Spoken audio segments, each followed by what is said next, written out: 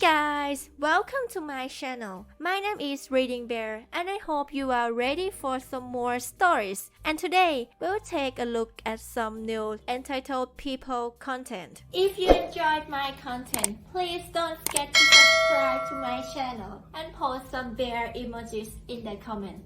And now, let's dive right into the stories. The first story is titled, "Neighbor put up signs claiming she's the new owner of my property. Her car gets ruined." Summary. Entitled, Karen thinks that she owns the OP's family mountain biking trail. They get revenge by booby-trapping the trail and sending them packing permanently. I have always heard stories about the Karens and what they're capable of, but I truly had no idea that they could do what my neighbor, Karen, did. We'll give her that name for simplicity, alright? Anyways, my wife, Claire, and I own a large piece of land. In total it's about 21 acres. She inherited it from her family and it's truly a blessing of a place. Not only do we have an incredible view of the sun rising over the distant mountains, but it's genuinely the most peaceful spot I've ever been. A little over a half-mile from our home, there is a deeply wooded area. It's still our property. Her uncle AJ, who owned the home before we inherited it, had spent more than a decade building a series of mountain biking trails throughout. I'm not talking about some basic paths to ride on. I'm talking about wooden bridges, drop-offs, ramps, jumps and buried logs for hopping. It seriously was pretty elaborate and well done. He was always really proud of it, and when they would hold their annual family reunions, the grandkids, nieces and nephews would spend all of their time there. It's a place that my wife holds dear in her memories from when she was a child. After my wife's uncle passed away and we took on the upkeep of this huge piece of property, we asked the neighbors that would ride on the trails to help us maintain them. There were about half a dozen families within proximity of our property that would come on a regular basis to ride the mountain biking trails. Everyone was happy to help, and they were always so polite about asking for permission before going onto the property. We rarely went biking anymore, but my wife decided that it was a nice day and she wanted to go out and hit the trails for the first time in months. As we were riding through the field, heading to the small cove that marked the entrance to the trails, we noticed there was an SUV parked some distance from the front. We thought it was a little odd since none of the neighbors had asked to use the trail today. Everyone had our number and would just text us when they wanted to go biking. As we got closer, we could see that the old sign Uncle AJ had made, that said, AJ's Family Trail. Remember to love nature and keep our home clean, was missing. The sign was old and falling apart some, but it didn't appear like it had just fallen off. It was nowhere to be seen. Claire assumed that maybe some animals moved it into the brush, and we continued onto the trail. We started off light and only biked on the easy little bunny trail, since it had been a while. But as we grew more comfortable, Claire wanted to see her old favorite spot, which the kids called the Devil's Ridge, because it was a tougher trail with very narrow areas that dropped off on the side. Past the ridge there was another area with the wooden bridge with some ramps and steep drop-downs for the more experienced riders. As we finally made our way to the Devil's Ridge, we could start to hear voices. It sounded like a man and a woman. We approached and watched them from the top of the ridge for a moment. It was a man and woman that neither of us had ever seen or met before. They had several shovels, wheelbarrows and other yard care equipment with them. And they had even put up a sign that said, "Reserved for Karen and her family." As we observed them, we noticed that they had done a number on the old Devil's Ridge trail. There were no longer any large ramps or logs and the bridge had been completely removed. The ridge was no longer a ridge and had tons of dirt built up around the side to make it wider. A young teen, around the age of 14 or 15, he was riding some kind of ATV around the trail in a boring circle, the coolness of what was once Devil's Ridge completely gone. Not to mention the ATV was going to destroy the trail even more than they already had, and they had two full-sized ones sitting a few feet away. It was obvious that they were designing the area so they could use their stupid quad bikes. For a moment, Claire was speechless as she looked around at what had once been her favorite riding spot, so I spoke up. "Hello there, how can we help you?" I called out to them, catching them off guard. I rode my bike down the only drop that was still there, stopping a few feet away from them. The woman was immediately defensive, not even saying hello back. The question really is, can we help you? I was unsure how to answer as most people have common courtesy, but not this woman, who we will call Karen. Pardon? My face probably gave away how confused I was. How can we help you? You're the one trespassing. The smug expression on her face caused my relatively chill demeanor to crumble pretty quickly. I laughed, feeling like this can't real. Who the hell is this woman and why is she talking to us like this? Trespassing? Ma'am, do you know where you are, right now? Her husband shook his head, apparently in disbelief that they had to explain themselves. This is our trail. We've been working on it for months, and you're trespassing. Do I need to call the police? Again, at this point, I'm too stunned to think of what to say next. These are easily the most entitled people I've ever met. My wife had heard enough and came rushing down the hill on her bike, stopping mere inches from Karen. Police? She said with a high-pitched voice, which inevitably meant that she was really pissed. How dare you? This is my property and you can't just be out here, tearing up my trails. Karen's husband jumped in and put himself between the two women, which is of course when the woman decides to act tough. Claire shouted at her to leave or we'd be the ones calling the police. It seemed like they may have gotten the hint at the look of pure rage that was etched across my wife's face. Karen and her husband started to back off, but the woman continued to say that they'd be back there and there was nothing she could do about it. Claire was shaking with anger, but I insisted that we leave and head back to the house to avoid any trouble. But I also reassured her that we wouldn't let these entitled pricks get away with it. It was from there that we decided not to call the police, but to put up some wildlife cameras and rig the trails to break their stupid ATVs. We also sent out a text to the neighbors, saying to avoid the Devil's Ridge Trail until further notice. Thankfully, I grew up with 4 older brothers and have gotten pretty good at setting up booby traps and pranks. The first thing we did was hammer over 3 dozen nails into a thin piece of wood and buried it under the dirt where they spent the most time riding their boring merry-go-round trail. Then we destroyed the integrity of the widened path so that the sides would crumble as their tires tried to drive across it. And finally, the last thing we did was put up a series of barbed wire near the front and tied their stupid, reserved for Karen and her family, to it with a big, spray-painted X over it. Basically anywhere they could access the trail, we put up barbed wire. We knew that they could remove it, but it wouldn't be easy. Claire and I waited for the cameras to go off, telling us that the Karen brigade arrived on the trail. It was about a week, and they finally came back. Karen screamed and shouted about the barbed wire, talking shit about how she'd end up calling the police, but her husband can be heard saying that they don't own it. At least he seems relatively intelligent. After they removed the barbed wire barrier, Karen rolled down the hill, only to run over the board of nails. She curses and her husband passes her, hitting the softened sides and tipping over. Their son wasn't with them that day. The 2 adults defeatedly pushed their vehicles back up the hill to their cars, never to be seen on our trails again. The next story is titled, Neighbor Risked Killing Her Own Grandchildren for My Parents' Property. Backstory. This happened in the 1990s. My parents own a 40-acre farm in the middle of nowhere. After 5 years, the trailer next door that was on 2.5 acres went up for sale. The dogs were put in a pen to go outside when the new neighbors were moving in.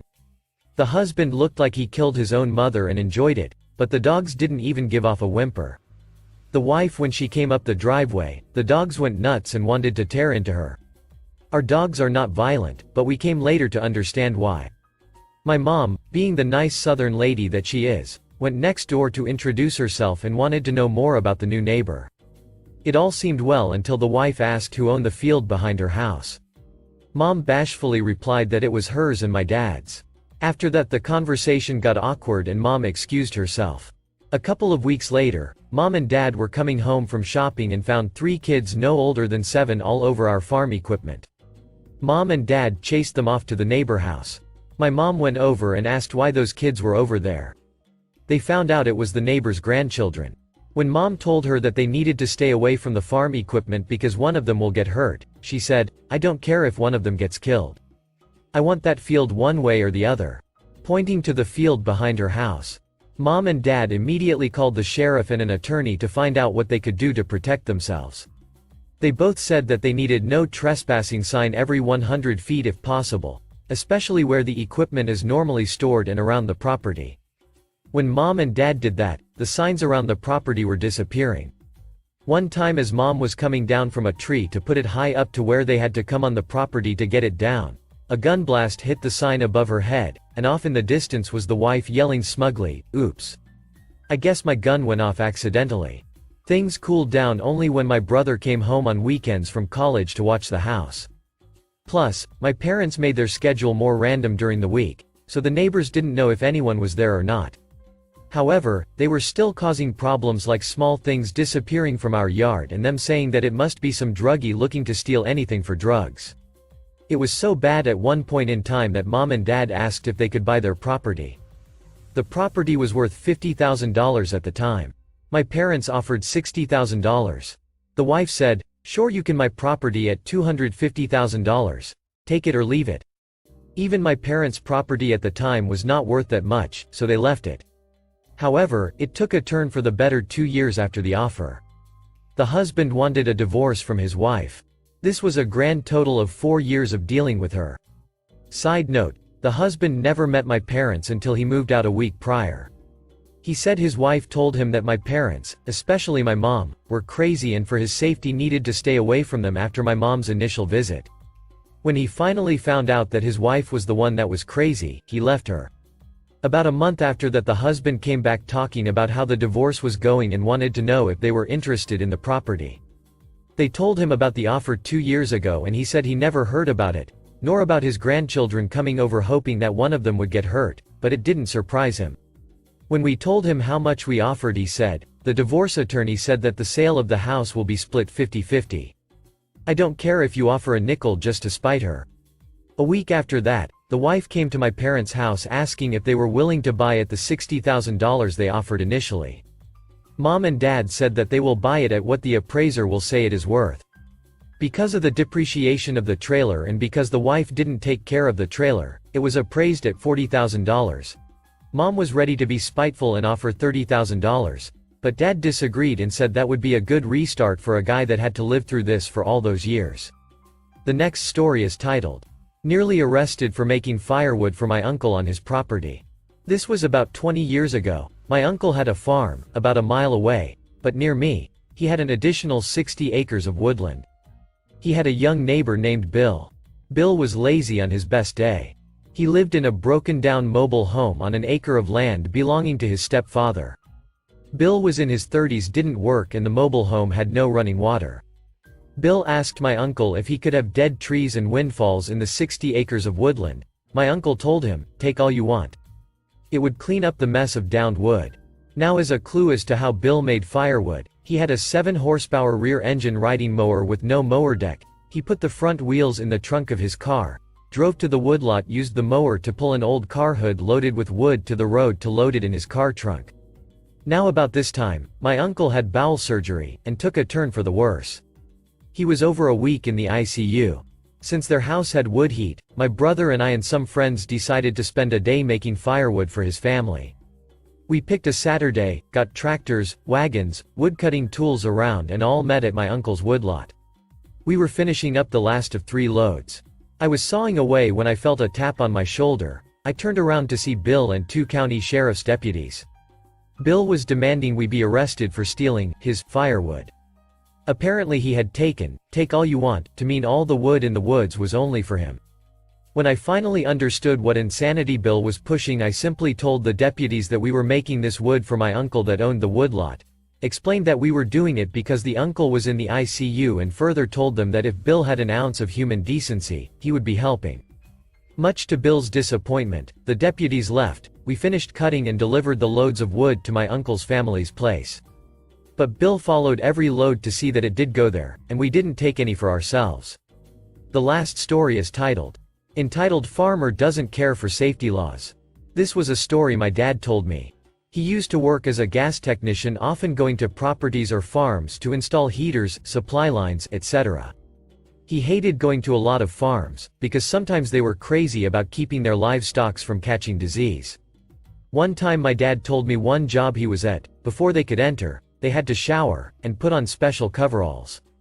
Then if they had to go out of the barn to get parts, he had to shower again when leaving, then shower again and put on new coveralls when going back in. So this one job my dad was at, which was outside work near the barn, just as they were unloading to get ready to start the job, the farmer came, and demanded they only wear the boots he's providing. My dad said they were only simple rubber rain boots.